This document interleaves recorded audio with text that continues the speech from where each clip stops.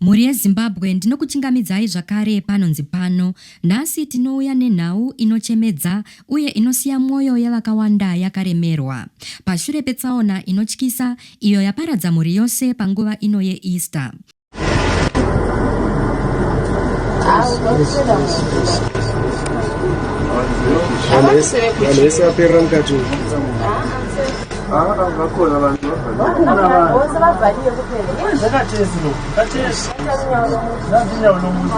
Ndapota musakanganiwawo kusubscribe, kufollowa nekulaikawo vhidhiyo rino kuitira kuti mashoko aya asvike kure.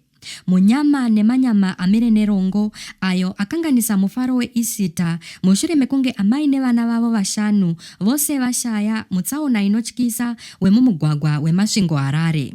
Zvinonzi amai ava vange vachityaira motokari yerudzi yemhando yeToyota Corolla vachienda kuzvishavane vachibva kuHarare vaine vana vavo vose vemumba. So motokari iyi inonzi yatadza kudzoreka yaluza control ndokubva yatsaukira kudivi rwange ruchifamba gonyeti iro range richibva kumasvingo rakananga kuHarare. Motokari idzi dzabva dzadhumana kumeso nekumeso dzaita head on, izvo zvaita kuti vose vatanhatu vaive muCorolla vafire paspot.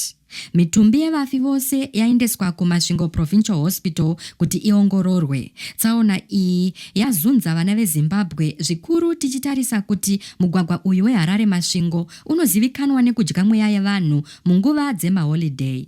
Kuparara kwemhuri yose pazuva rimwe chete kunosiya ronda risingapori. Kurasikirwa nemukadzi wako nevana vashanu chinhu chisiri nyore. Isu tinoti kune vose vachafamba mumugwagwa panguva ino yeEaster, chenjerai musamhanye uye ongororai motokari dzenyu musati mapinda munzendo refu.